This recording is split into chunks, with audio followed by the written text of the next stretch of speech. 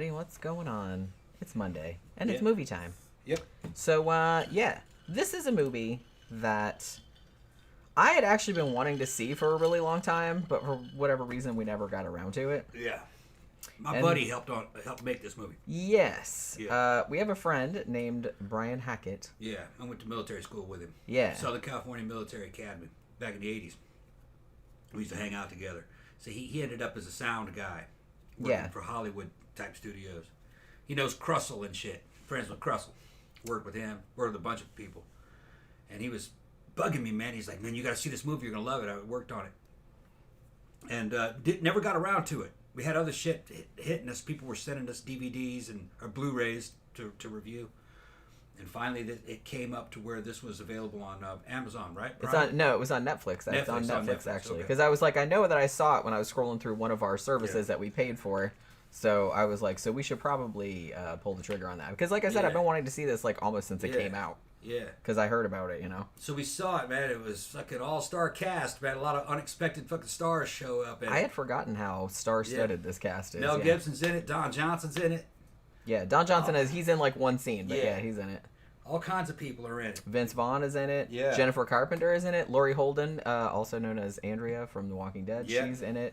They're kind of small roles, but it's really like an ensemble cast. Yeah. Yeah, and it's a tight flick. I liked it. Kind of reminds me a little bit of a Tarantino movie, but not as silly. A little more serious. Not as stylized. Yeah. Other people have compared it, particularly in the dialogue, to a Tarantino flick. I've also seen it compared to like a David Fincher movie, which would be like Fight Club or Zodiac or something like that, which this does have kind of a vibe like that. Yeah. I will say, Zach said, I didn't finish watching this one, but I love how much of it was shot with really precisely composed wide shots. Yeah, I really liked the cinematography on this one, like the framing, the way the camera was placed and stuff. I will note that if you are planning to watch this movie, it is a crime thriller, I guess I would call it that. I've also seen it called a neo-noir, which sort of. I've seen it compared to Coen Brothers, but it's not a black comedy necessarily. It is kind of humorous, but not really. But I will say that this movie is very long. It's 2 hours and 40 minutes, roughly. And it's pretty languidly paced, let's say it like that.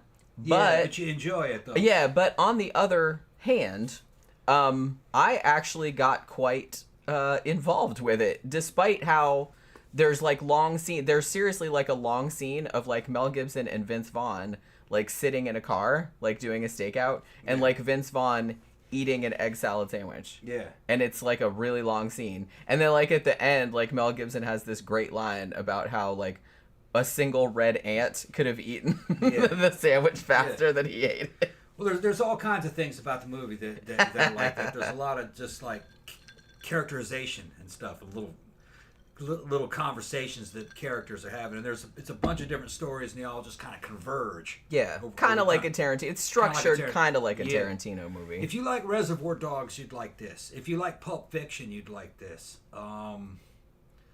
What else would it compare to?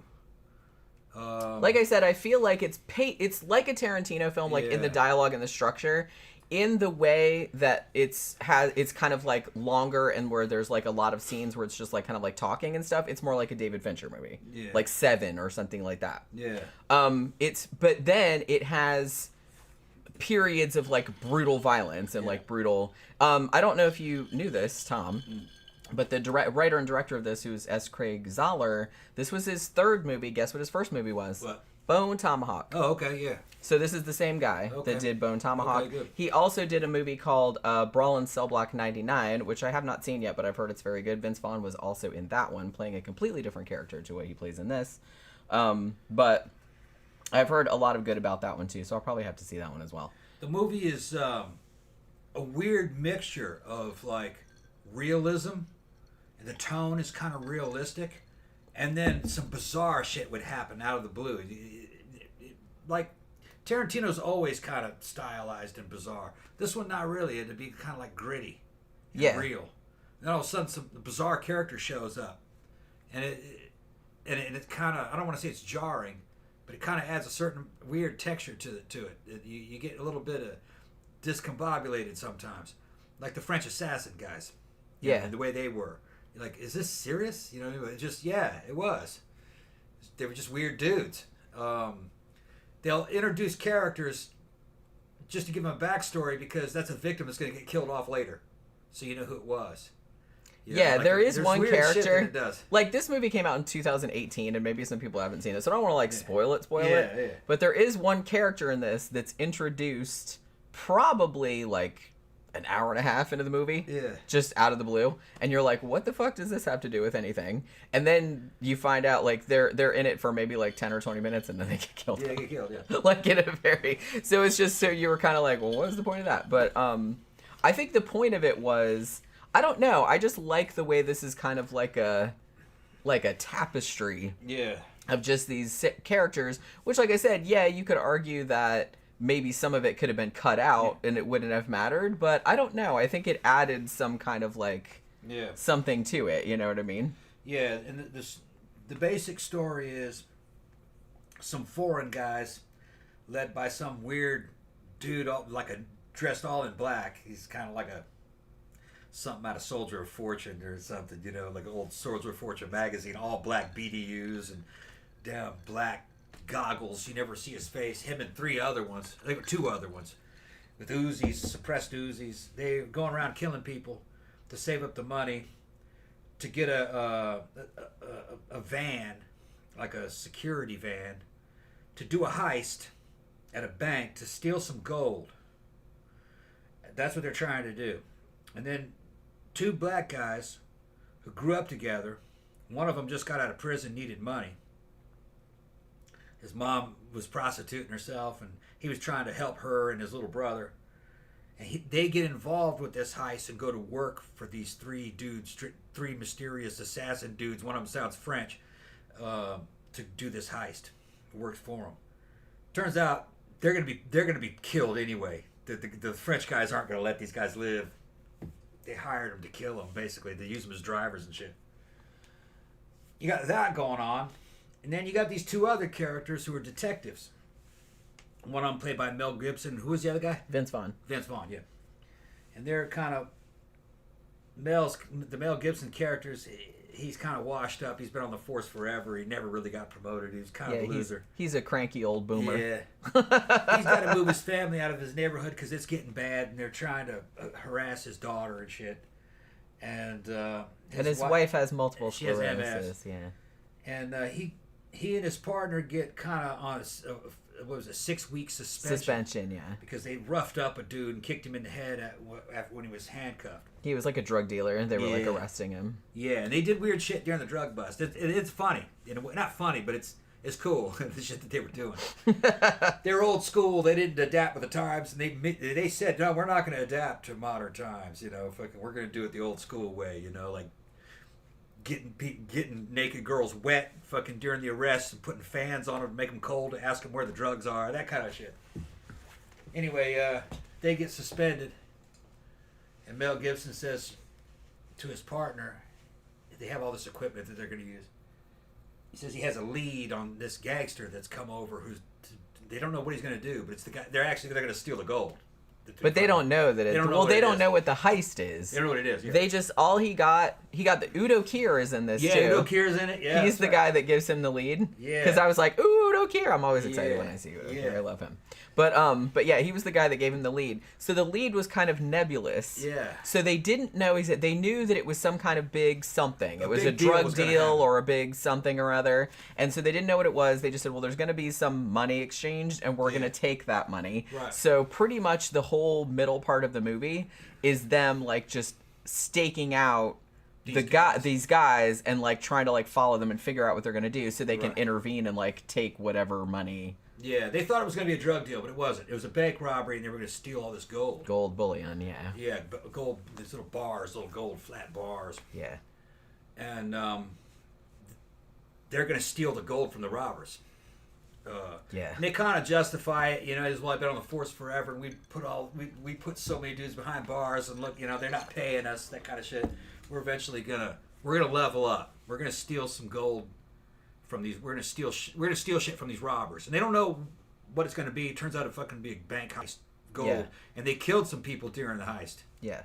Not the cops. The bad guys guys did. And they couldn't call it in because they couldn't tell the cops that they were. Yeah, they're on suspension. Yeah, they were suspended. They weren't supposed to be working, so they couldn't call it in. So they're like, also we're planning on stealing from these dudes too, so probably we should keep it on the Followed DL. them out in the middle of nowhere, and in the end, there's a big showdown between basically 3 groups over this gold. And it's a good flick. It's like a Tarantino kind of flick. I don't want to spoil it. But I did like I said, I liked the realism of this, even though you could argue, and I have seen this seemed to get, like, because I read, like, a lot of contemporary reviews of it from when it came out, and a lot of critics really did like this, and they pointed out, that, like, it was one of Mel Gibson's best performances, and, and shit like that, and they liked kind of the darkness of it, like the themes, the moral ambiguity, they like really like that. A couple of people did complain that they thought it was too long and that some stuff could be trimmed out of it, but I can see that, but it didn't bother me. I wasn't bored. Same could be said for Pulp Fiction. And if you went and cut anything out of Pulp Fiction, people would hate you. It wouldn't be the same. Because it's not the same movie.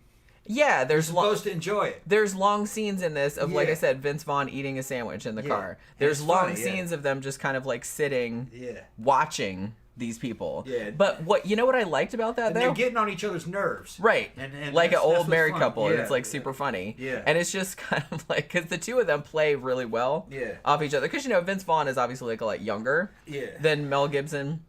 And so, but they're kind of similar, but kind of different in some ways too. But they kind of get on each other's nerves. But they do have each other's backs and shit. I guess they've been partners for, however long. I don't even think they specified. But I liked that. I was like, you very rarely see, this almost seemed more like a 70s movie. Yeah, I was going to say, it reminded me of Bullet in a certain way. Well, I kind of feel like, as Craig Zahler said, the inspiration for this was The Killing, the Stanley Kubrick movie, and some of the, like, 70s movies like Dog Day Afternoon, like with Al Pacino and shit like that. And I was like, yeah, that's kind of what it was reminding me of. It was more like a 70s, like, gritty kind of cop drama. But I liked the way, because normally you see, like, a crime thriller, and they cut out, like, just a lot of random shit, so it's just kind of like, well, we need to get, like, a gunfight or, some exciting shit. Yeah. This one kind of shows more like what it's really like when you're, like, on a stakeout or when a gunfight like this happens. Because even, like, the big confrontation, like, toward the end is kind of done, like, in real time. It's not edited like it's this big, exciting Hollywood shootout or anything like that. It's more like it would happen in real life, and I kind of dug that. Yeah. And the... What was I going to say about it? It doesn't matter. I forgot what I was going to say about it. I was going to say something about the way it was edited and everything. Yeah, okay. Yeah, they're almost actually bored. Yeah. During the gunfight. Because that's what a real... They had been doing this. These are old guys. Yeah. So they're not really rattled by getting shot or... Then you just jump in a car and just ram the other car real quick. Try to turn a damn vehicle over, and then they go back and start shooting at stuff, and it's just they're chilled out about it. Well, that's why I said to Tom, like, kind of how during the last confrontation, I was like, I love how chill they are. Yeah, about the situation. You can go back and you can go back on YouTube and look at, like, combat footage from Afghanistan and see my old unit, the 101st on patrol, and when they make contact with somebody who shot at them from a distance. And they're out there for 20 or 30 minutes shooting down at little bushes and then talking to each other in between the firefights, and they're not scared. That's what this reminded me of. They've been doing this. It seemed a lot more realistic, because I said, you see footage of, like, real police shootouts and stuff like that. A lot of it's just kind of, like, sitting around. Yeah. They're laying down. And that's kind of what this was like. This wasn't, like, super heightened emotions or, trying to make it, like, more exciting because it's, like, a movie or anything like that. They made it seem more like what it would really be like, in that situation. And I kind of liked that. Yeah. Because you don't usually see that in films of this type. Right. So I was kind of into that. Yeah, I thought it was good. Yeah. And I don't want to say that it's not a fake Tarantino flick. It's structured like a Tarantino. Yeah, but that's about, and the dialogue is good. It's kind of like witty. Yeah, and Tarantino, sometimes he really nails dialogue. Yeah. Sometimes he has some weird idiosyncrasies in the dialogues though too. Sometimes it's just, but he's tried to homage basically old flicks and Pulp Fiction type shit. Yeah. This one's a little bit more realistic than that. Yeah, this one seems like more organic. It's like I said, it's not as stylized, and I like Tarantino, but it's not as stylized as Tarantino's. But if you like that kind of movie, you'd love this. It's good. One of my favorite lines in this was when they were getting suspended in Don Johnson's office. Yeah. And Vince Vaughn says that he can't be racist because he always buys a dark roast coffee on MLK Day. That fucking made me laugh. It's set in a kind of a fictional city. Yeah, it's called Bulwark. So you don't know where it is, but it's kind of like L.A. or I was shot in. I think it was shot in Vancouver, actually. Okay. It's supposed to be kind of like a parallel universe, L.A. You don't really know where this is, but it's just kind of it's a fictional city. Yeah, and it's goofing on, I think, California, and the way they run their police departments and all the fucking like PC type shit. And they were real anti-modernism. These guys liked old school shit. They do it the old way, and that was the reason why they didn't get promoted. Yeah. You only got promoted by kissing ass and fucking telling the superiors what they wanted to hear. But they weren't like that. They're like, fuck it. They didn't care. And then there was a whole side plot, too, with Vince Vaughn wanting to propose to his girlfriend. Yeah, all kind of side And that was a whole side plot, yeah, that's good, too. Him buying the ring and everything. And his girlfriend was an executive and was just basically to his face says, I'm smarter than you and shit. And he was still fucking going out with her. I'd have dumped that bitch. But smarter than you by a yardstick, kind of. Although he also said that to Mel Gibson. Well, she got that from him. I guess so. He got that from her. Maybe, yeah. She'd been saying that to him. Yeah, I guess so. Because she just saw him as a dumb cop. Tammy said, have you guys seen Boondock Saints 1 or 2? I've seen the first one, but I haven't seen the second one. Nothing is weird about this movie. They would make for a good review. Yeah, I agree. I really liked Boondock Saints. Another weird thing about this movie, and I think it maybe gives it the tone, this kind of stark, realistic tone. There's no score at all. Not really that I remember. The closest thing to a score is just that they listen to the radio and you hear it. And they react to it and ask questions about the song. And then towards the end, they were playing that song again. It was kind of like a little theme song. The movie. Well, the movie that I think S. Craig Zahler also did. He either wrote the music for this or he collaborated with someone else and wrote all the original songs for this because there were some other songs in it too. Okay. But the song over the end credits fucking cracked me up because the song over the end credits, I don't know if you heard it because I think you ran to the bathroom after, but it was based on that video game that was kind of that the Henry/Slim character was playing, the younger tall black guy. That he was playing with his brother that was called Shooting Safari or whatever it was called, where they're shooting lions or Shotgun Safari. Yeah, so the song was just the Shotgun Safari theme song, but it was just it was just an 80s, it was just Shotgun Safari, it was just it was super funny. Yeah. So I was like, oh, it was a total earworm. But the two black guys are great in the movie too, and they grew up together and they end up working for the bad guys and they realize that the bad guys are going to fuck them over and they try to figure out how they're going to get out of this, and then in the end, they try to figure out. At least one of them tries to figure out how they're going to get the gold and get out of there. To me, it seemed like Henry/Slim. That's what the bank robbers called him, Slim, but his actual name was Henry. Who's played by Tory Kittles, by the way. Yeah. I kind of feel like he was maybe. There's no heroes in this movie. I'm not going to say that. No, they're all bad. Everybody are kind of bad guys, of bad. one shade or another. I said, this is not it's all gray. Yeah, this is all a very moral ambiguity type of movie. There are no good people in this. But I kind of feel like he was the most sympathetic. Yeah. He did bad shit too, but... He didn't do anything that bad, though. No, he really didn't. He was probably the best guy out of all of them. Yeah, I kind of feel like he was. The other two guys, the cops were dirty cops. They were terrible. Basically, they were dirty cops. And he just got out of prison, but it was for little stuff. And he was trying to help his family out. And he did keep his promise in the end. Yeah. His word was good. Yeah. But Mel Gibson character, that the cops didn't know that his word was good. They didn't trust him. They were low trust. Yeah. Yeah. Which is understandable. But see, that's another thing that was kind of cool about this movie was that, as I said, it was much more realistic in the sense that nobody was all good or all bad. Everybody, even people that did horribly shitty things, you didn't condone what they were doing, but you understood the thought process that got them to that place. It was goal directed. Right. It was all goal directed. Like, you understood, you're like, well, I wouldn't have done that because that's a terrible thing to do, but you can understand how that person would do that, like, given their circumstances. So I kind of feel like that was another good thing about the movie, is that everything was just much more like it would be in real life. Well, the 3 ninja assassins, those guys were bad. They were fucking super bad. They weren't, I didn't even consider them characters because you really only knew the main guy's name. Yeah. The rest of them you never really the seen. other ones, I think even in the credits, they were just called Black Gloves and Gray Gloves. Yeah. Like, they just went around killing random people, like, just trying to get the money, like, to pay for the van, like, to do the big heist. You never see their faces. And you never see them. Like, you do see the main guy, the European guy, who's, like, you know, heading up the heist. You do see that guy. But he's not... You don't see enough of him for him to be, like, a character. You know what I mean? Kinda. He's a supporting character. Yeah.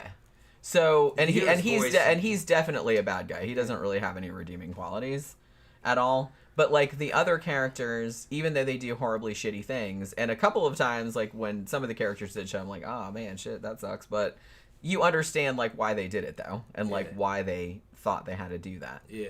And they had justifications. And the cops were, of course, you know, they were the 2 police characters. They were kind of, I guess you could say, they were very morally gray and breaking the rules when it came to arresting people and how to deal with, you know, fucking suspects. But then they're on this special operations where they're going to steal from crooks. That's illegal as shit, and they knew exactly what that. But you know, their justification was that they weren't paying them enough, that they deserved it, that for a whole lifetime career of good service, that they wanted their payoff. That they and it was like I said, as reprehensible as some things that Mel Gibson's character, his name was Ridgman, right? That was his last name. Yeah, Ridgman. Yeah. Ridgman. And that's what they called him. I sympathize with him, though.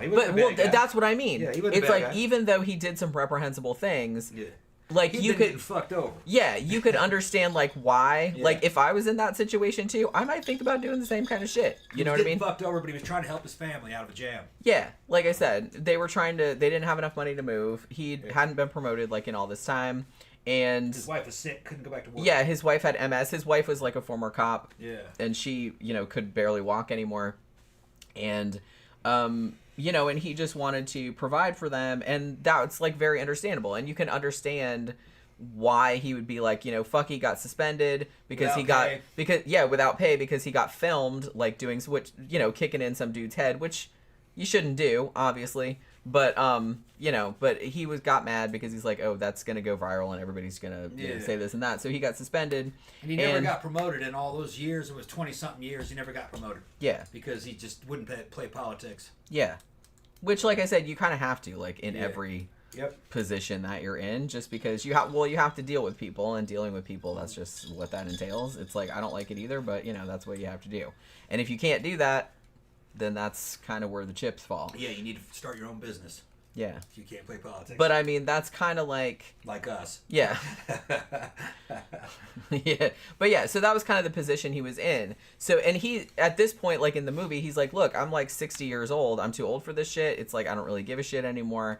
And he even gives, like, Vince Vaughn, who is younger. He's like, in his 40s or something like that. He's like, look... Yeah, Gibson was older than 60. Yeah, well, obviously. In real life. But in the movie, he's like, you know, 60, I'm, like, getting to retirement age. It's like, I deserve better. Like, I've done so much for this city and put so many bad guys away, and they haven't rewarded me. I still live in this shitty neighborhood. My wife is sick. She can't work anymore. My daughter is getting harassed every day, and I'm worried that something bad's going to happen to her. And it's like they wanted to move, and they didn't have money. So he's kind of like, well, I'm just going to, you know, they did this to me, so I'm just going to fucking take my fucking shot. And like I said, he said to Vince Vaughn, he's like, look, you're still young. You can still get promoted. You can do this, that, and the other. You don't have to do this with me. Yeah. But, you know, Vince Vaughn was like his partner, and that's just kind of how... Because Vince Vaughn had his own problems too, I guess. Like, you know, he was younger, and he still had, you know, possibility of him getting promoted and stuff. But, you know, he wanted to marry his girlfriend, and it's like, you know, pay for this big wedding and all this other kind of shit. And so he was like, okay, well, I'm going to back you on that too. Although he was kind of wishy-washy at the beginning. He's like, well... He was kind of intrigued, and then he's like, well, I'm in till I'm not. Well, like I said...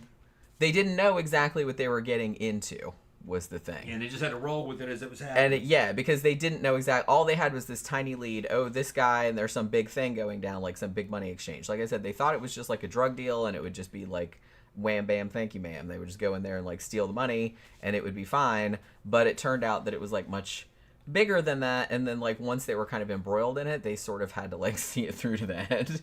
And I don't think it's too much of a spoiler alert to say, well, the shit goes badly. So, but yeah. And honestly, some sequences in this were really, really stressful to watch. Because the cool thing about this movie, too, is that you never know exactly how shit's gonna happen.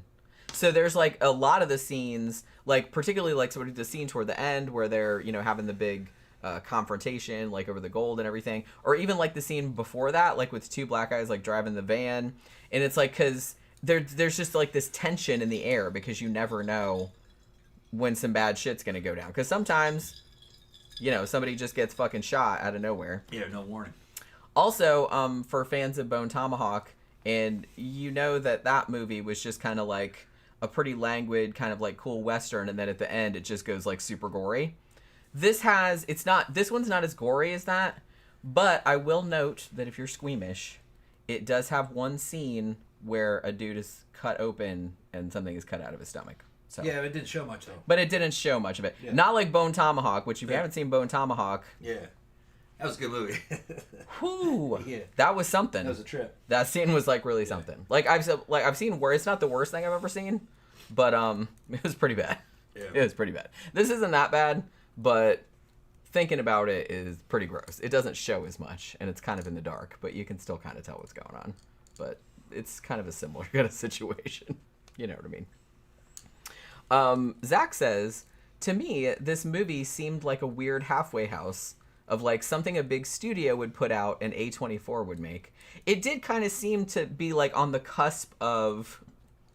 Yeah, like a Hollywood movie, but then like an art house Hollywood movie, kind of. Well, like I said, it's more a really, like really good indie flick. More like shit from the 70s. Yeah. Like you would have seen like from kind of like an auteur director in the 70s. I kind of feel like it had that vibe to it. Yeah, it's a gem. Yeah. You know. And I feel like it's really underrated. Yeah. Like when it first came out, I remember there being like a little bit of hype around it. But, I think it just got a real limited, like, theatrical release, like, before it went to... No, this was no way a fucking big Hollywood tentpole type No. flick. This is... Like I said, it's almost like 3 hours long. Yeah, it's like a 70s cop drama, noir. And a lot of it is just, like, people hanging around talking. Yeah. You know what I mean? Yeah. But it's fascinating. Like, the dialogue is really good. Yeah, and kind of hard-boiled. Yeah. But there's a lot of movies like this that, were excellent. People forgot about like the gangster flick Gloria. You never even heard of it. Yeah, that's a great flick. Yeah, I had actually watched we reviewed that, didn't we? I don't know. I think we did. Yeah. I think we did. Yeah. Yeah. Gloria was kind of like the original version of La Femme the Professional. Yeah. Yeah. Or the Professional. Kind of like a reverse of that. Yeah. Older woman trying to take care of a little boy. She's a gangster. Yeah. Guys, everybody, the mob's trying to kill him. Good flick. Very New York. Very, very New York. Old New York. Yeah. Which I like movies that are set in, like, the old scuzzy New York. Yeah. Shootouts in public. Yeah. Inside restaurants with hundreds of people watching it, and they're out there shooting. And you could tell it filmed on location. Well, yeah. They filmed a lot of shit back then. Yeah. That's why I like all those movies like that, like, that like Abel Ferreira made, and all that kind of stuff, like all that weird old shit like Basket Case and all that kind of stuff, because it's like I like that old scuzzy like New York vibe. Yeah, this kind of has that, but it's not New York. It's probably has more of a California feel, like an L.A. It does, yeah. Even though, like I said, it was shot in kind of L.A., Vancouver. Chicago kind of feel. But, well, those are very different places. Yeah. I thought it was supposed to be happening in like a parallel universe, L.A. Yeah. Kind of possibly. It's hard. Yeah, it's hard to tell. Hard I mean, place it. I guess if you're from Vancouver, you'd be like, "Oh, hey, I know where that is." But, right. Yeah. I've never been to Vancouver, so I don't know. But that's where they shot it. Mm-hmm. They shoot a lot of movies there, actually. Cheaper. Yeah, it is. Yeah, they shoot a lot of movies in Toronto also. Yeah. Toronto stands in for New York City, Philadelphia. Pretty much any big city, Toronto stands in for that shit. Because it's like so much cheaper to film in Canada. Tammy says, Vince Vaughn is great in that serial killer movie. I can't remember the name of it. Oh, I know which one you're talking about. What fucking movie was that? I saw it. It was really good. Shit, now I can't remember either. He's actually, it's so funny because Vince Vaughn, I think the first movie I saw him in was fucking Swingers with Jon Favreau, the dude that does the Marvel movies, you know what I mean? Or the Star Wars shit. And yeah, it's just funny like how far they've come. But Vince Vaughn, he's actually a good actor when he's given like good material. I really don't like that he was in that fucking, I don't see the point of that fucking Gus Van Sant like Psycho shot for shot remake that he was in. He played Norman Bates in that. It wasn't a terrible movie. It's just I didn't really see the point of it. What is the point of remaking Psycho exactly like the first one, except in color? Because it's with different actors. Because it's in color now. It was shot for shot. Yeah. And I'm just like, yeah. I mean, do what you want. Like it's an artistic medium. I'm not gonna get too mad about it, but I'm just kind of like, I don't know. I don't see the point of redoing something that close to the original, especially something like Psycho, which is like such a classic. I don't really get it. Like I said, if you're gonna remake something, if I was gonna remake something, if somebody said, here's $50 million, I wish, you know, let's remake something, I would remake something that was like kind of sucked the first time but was like a good idea. You know what I mean? I was like, that's a good idea, but it wasn't executed that well because they didn't have enough money or the actors blew or whatever. It's just kind of like, so I would try to like do it right the second time. Don't take something that was perfect the first time and try to like make it better, because you're not going to, you know. Just spoiler alert. Zach says apparently Vancouver is going to stand in for Seattle when they start shooting Last of Us season 2 here soon.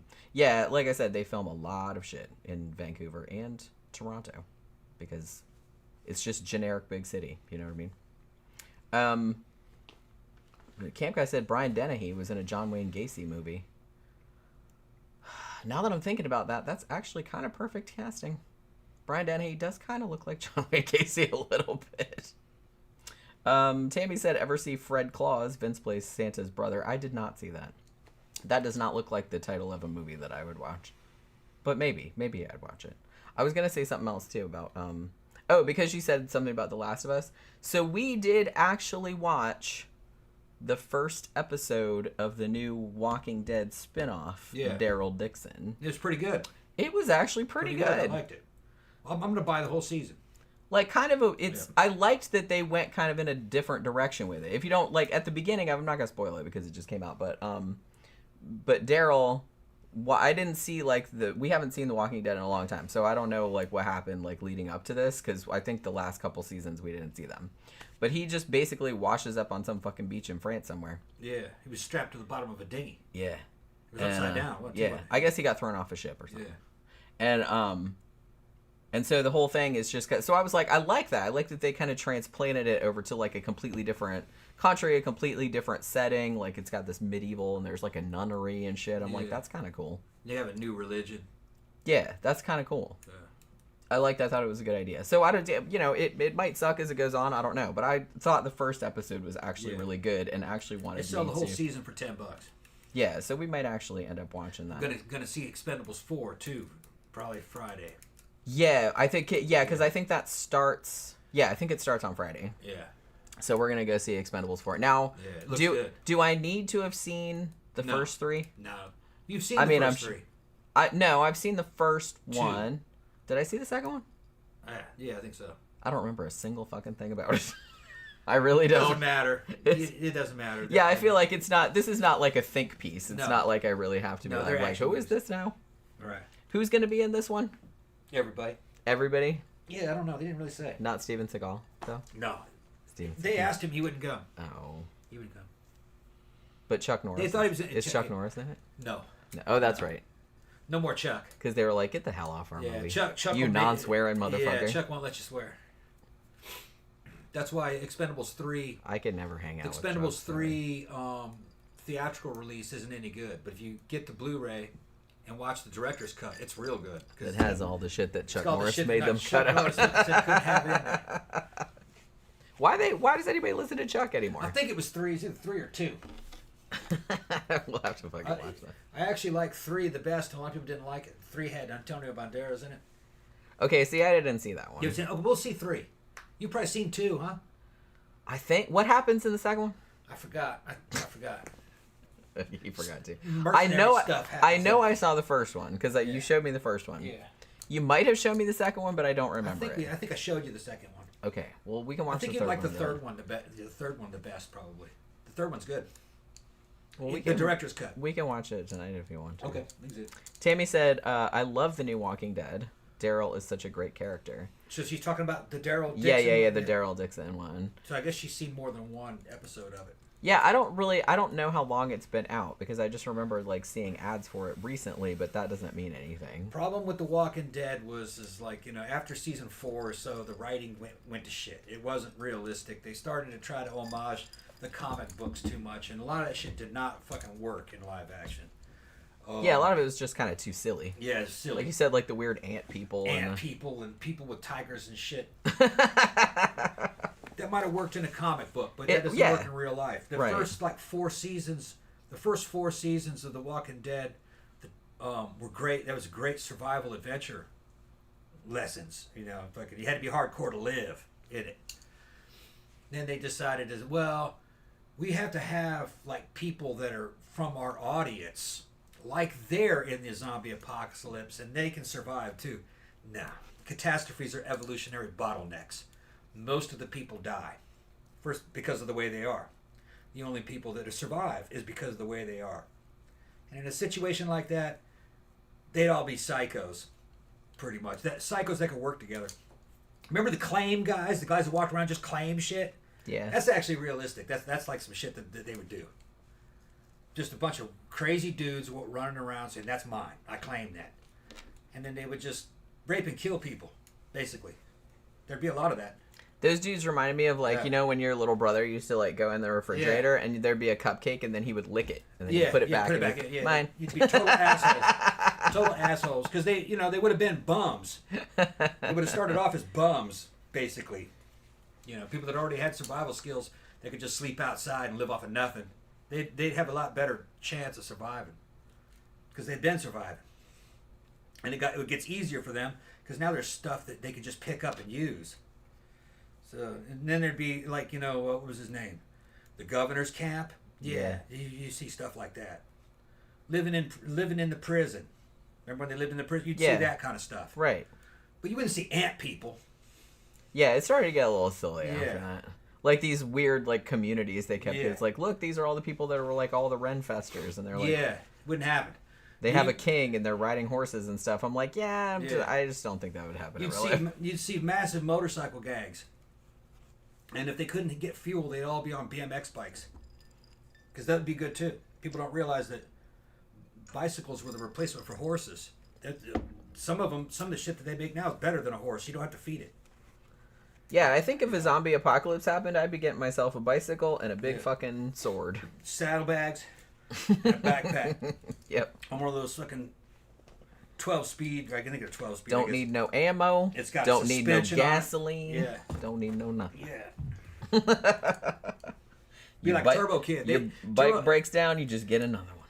They had BMX bikes in the Turbo Kid. They did, yeah. And it was post-apocalyptic. Turbo Kid is also great if you haven't seen it. I think it might be on Tubi actually. I think it's Australian or I think so. It might be New Zealand.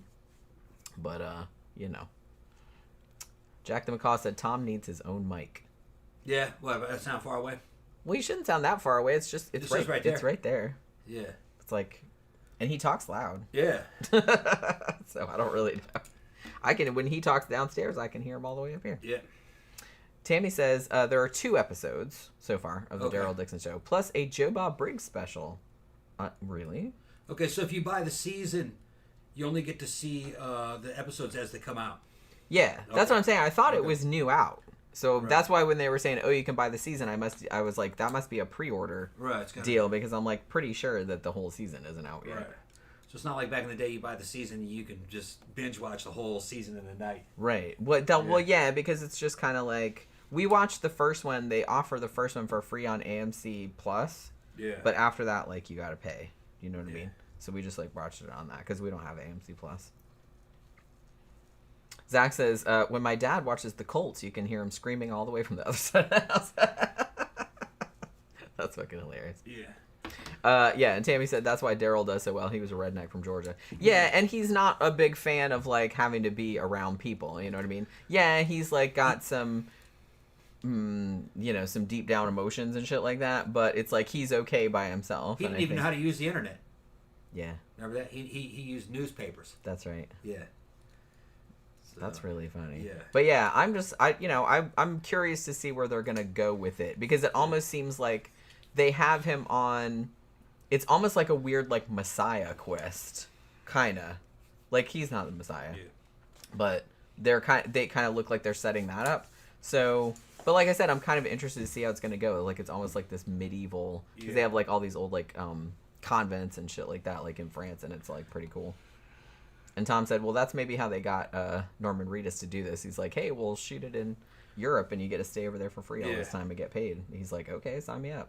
I don't blame him. Okay, Brian's actually watching live, but he can't comment for some reason. I don't know why. Oh, I wonder why. There's been some people that have said that. It's not like we're blocked or banned. Nobody is blocked on here, so it's Nobody's not on our end. I'm not really sure what's going on. We heard that if you that sometimes YouTube will censor people because they made comments on videos or in other live chats that they didn't like, so they can mute you. And I mean, I don't think YouTube it's just sucks, man. I don't think it's just swearing, because I see people swear sometimes and they don't. No, it's not swearing. It's just it's political. It's political. If you say anything against the ruling classes, they're going to go after you. Well, because I wondered if he was gonna, watch this one, because I said, like I said, he worked on this movie, so, and he's been wanting to do this for a long time. No, we finally watched it. Yeah, he sent me a message on Messenger. Oh, okay, he's that's watching good. now. Oh, okay, that's good. Yeah. But yeah, I really dug this movie, to be honest with you. I didn't think it was too long. I was just intrigued all the way through. All the characters were good. All the characters were interesting, and I don't know. I just thought it was he's got, like, Craig Zahler, like, has his own thing going on, man, and I kind of like what he has going on, because he doesn't really seem to give a shit about standard movie structure or anything like that. He's just. I saw somebody, and actually I thought this was a pretty astute comment.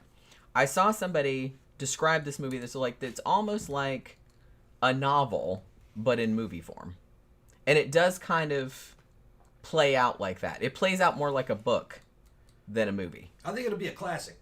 Yeah, I definitely think this is maybe one that needs some time to simmer and kind stew. Of word of mouth kind of thing. And then, like, later on. Right. I was watching a thing by like a film professor earlier who really liked this movie, and he was talking about how underrated it was. And he was talking about the themes and quite in depth. He said one of the main themes of this, he said, which is pointed out in a lot of imagery of lions and stuff, is predation. Like people preying on other people. Yeah. And everyone preying on each other. So, like, all the shit he pointed out was, like, really observant, I thought. But yeah, there is a lion imagery in this, like the video game and shit like that. Zach says, oh, who's the film professor? That sounds really cool. Are they a YouTuber? Yeah, but I can't fucking remember the name of it. It's one of there's not a huge amount of reviews of this. But, so if you put in Dragged Across Concrete review, he's kind of like a bald guy. What the fuck is the name of that channel? I've seen his other, like, breakdowns of it. I think it's only, like, 13 minutes, but it's, like, a pretty good breakdown of, like, the themes of the movie and stuff like that. Yeah, Hackett's saying that he definitely has unpopular opinions. So, yeah, they won't let you talk, dude. You've been silenced. Oh, shit. Almost dropped that on Pookie's head. Oh, no. Yeah. Pookie's like, oh, shit, Daddy. Yeah, she ran. It's okay. It was an accident. Daddy didn't mean it. And then she looked at you. Daddy didn't mean it. It's okay. Yeah. I have to tell him that all the time. Daddy didn't mean it. Zach says, I think you guys might like that Cate Blanchett movie, Tar, by the way. It's kind of a horror movie, too. Yeah, I've been hearing about that. I might end up watching that one of these days. But yeah. Tammy said Greg Nicotero was on the Joe Bob special. And he also said, yeah, Reedus wanted to film in Paris. Right. Yeah. Well, does Norman Hopefully they got good writers. Does Norman Reedus still do that motorcycle show? I don't know. I used to like that, actually. Yeah. He seems like a cool dude. He's pretty chill. Like, going around meeting people, like, riding around on his bike everywhere. I don't know if he's still doing that or not. I don't know either. Like, because we don't watch cable anymore. Right. We don't watch cable. But yeah. All right, so we are going to wrap it up. So hopefully you guys can drop by on Wednesday evening for our main show. We're going to be talking about some more true crime. We're going to be talking about a fucked up serial killer, again, who I feel is maybe not all that well known anymore. His name is Tony Costa, also known as the Cape Cod Vampire. I don't know that one. Yeah, I think a lot of people don't. But, you know. Okay. He did some pretty fucked up shit. Cape Cod Vampire. I'm actually reading a book about him at the moment on my Kindle Unlimited. Okay. It's called Helltown. So we're going to get into that too. Yeah, because it's a pretty messed up story. So I think one of you guys maybe recommended it because I hadn't heard of him either. But now that I'm reading, I'm like, this was also in the 60s, like late 60s. So we're getting back into that. All right. So hopefully you guys enjoyed the show this evening, and hopefully you guys can join us again on Wednesday night. Thanks for dropping by, and we'll see you guys again on Wednesday.